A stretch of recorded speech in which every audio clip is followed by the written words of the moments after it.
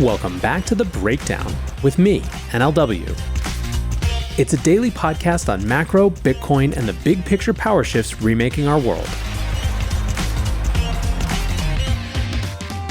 What's going on, guys? It is Monday, October 21st, and today we are talking about how Bitcoin could destroy society.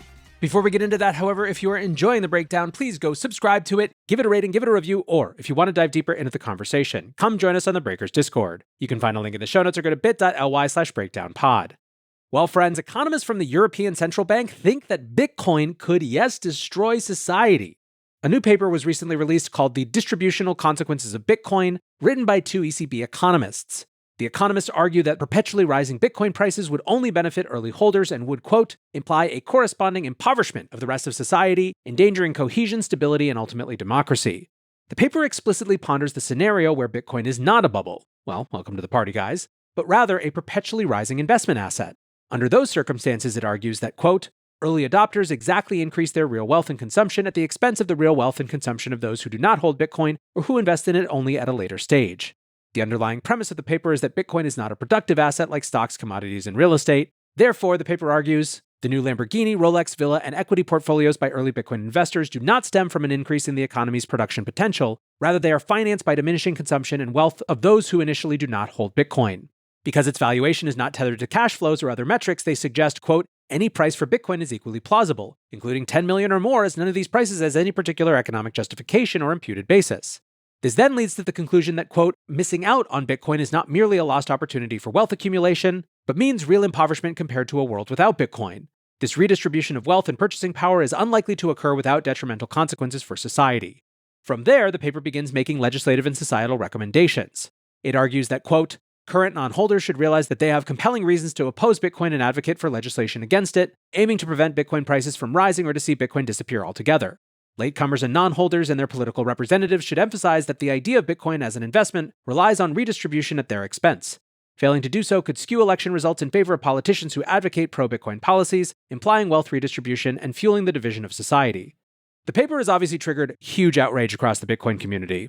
Bitcoin analyst Herr Demeester wrote a long thread breaking down the paper. His conclusion was, in all the years I've been monitoring the Bitcoin space, this is by far the most aggressive paper to come from the authorities. The gloves are off. It's clear that these central bank economists now see Bitcoin as an existential threat to be attacked with any means possible. Many of us have warned that this was coming. Bitcoin is a major political fault line both in national and international elections. Well, here it is. It means that us holders must take action to ensure that governments respect our basic right to hold property. And no, this won't be a war between haves and have-nots. Rather, this will be a historic clash between those who stand for the natural rights of the individual and those who clutch at the failed ideologies of collectivism and central planning. Now, it's worth noting before we go any farther that this is the same pair of ECB economists who notoriously published a paper called Bitcoin's Last Stand in late November 2022.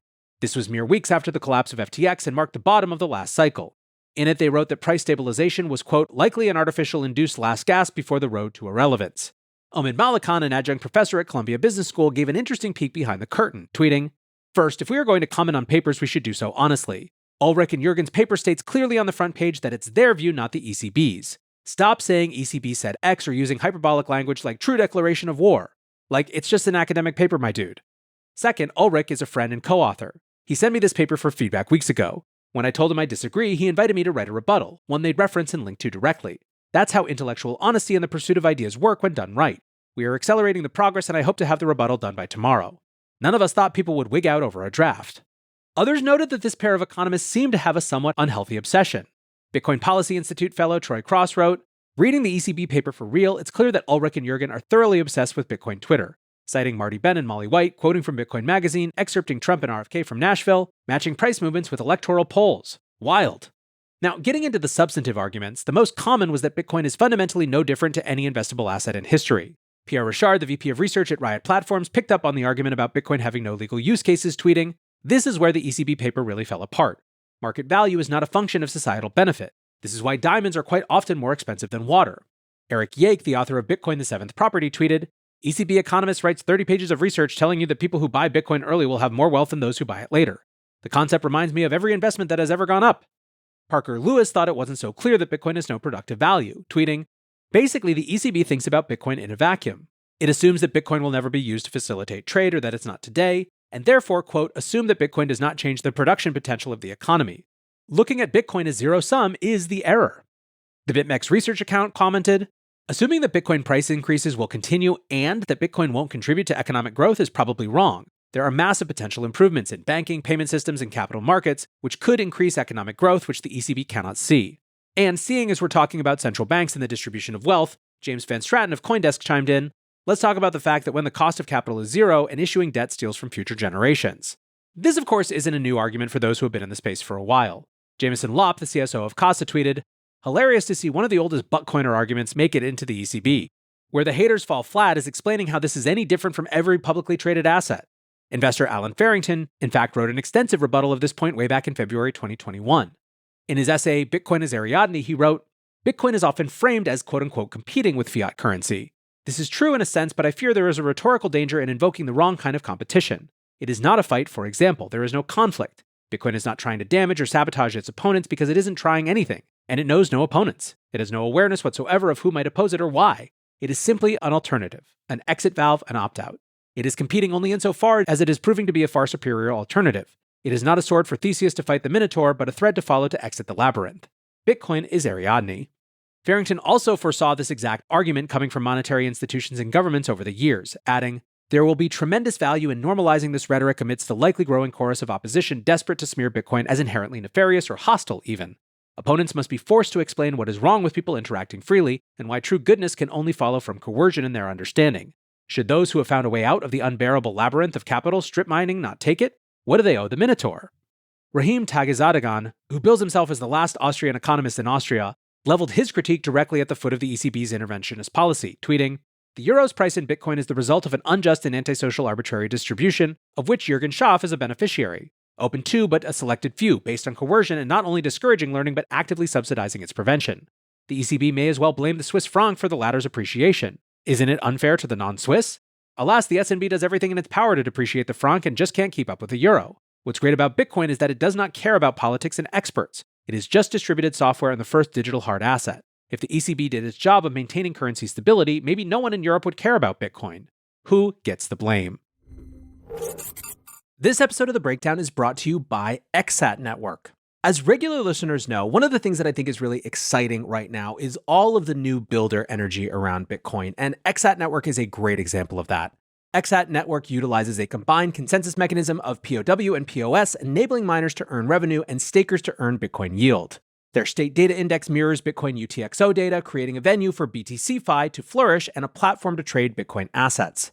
ExSat Network partners with Matrixport, committing 5,000 to 10,000 NBTC to the network, assisting with dApp development and enhancing security. Ultimately, the goal is for ExSat Network's decentralized asset custody to enable you to earn Bitcoin yield without sacrificing security or transparency. The ExSat Network aims to unlock and scale the Bitcoin ecosystem without compromising Bitcoin ideology. Check out exsat.network or follow ExSat on Twitter at ExSatNetwork, that's ExSatNetwork, and unlock Bitcoin DeFi with ExSat.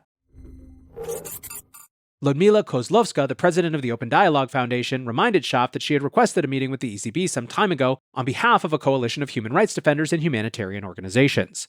She tweeted, we wanted to provide you and the ECB with our personal testimonies about how and why we use Bitcoin, how we were financially excluded or transnationally persecuted due to the abuse of AML-CFT, not only in the authoritarian countries but in Western countries including the EU.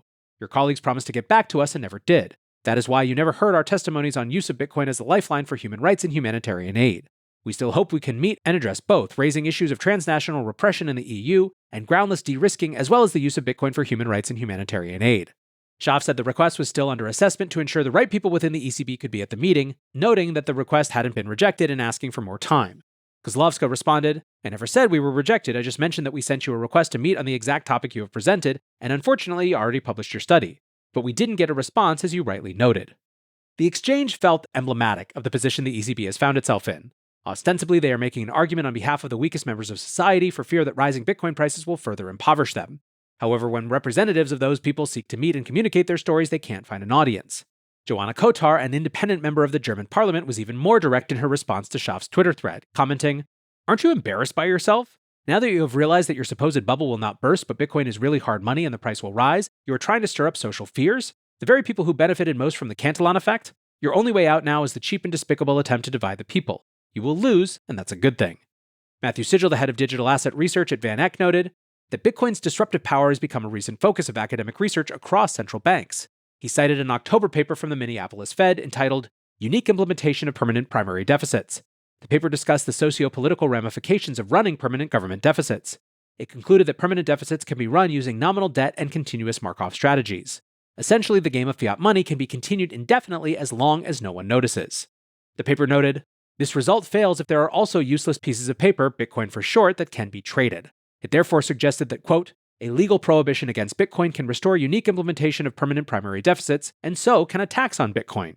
Essentially, the government can run a policy of continuous deficits and monetary debasement as long as no one notices. However, the people have noticed and are buying Bitcoin, so bans or a hefty tax are the appropriate solutions to enable the fiat game to continue. Generally, there was a sense that we're now deep into the and then they fight you phase of Bitcoin adoption. Marty Bent tweeted, the central bankers are very scared and they should be. They will attempt to convince politicians to use lawfare to punish those of us who have been championing sound money freedom as they continuously debase their fiat currencies.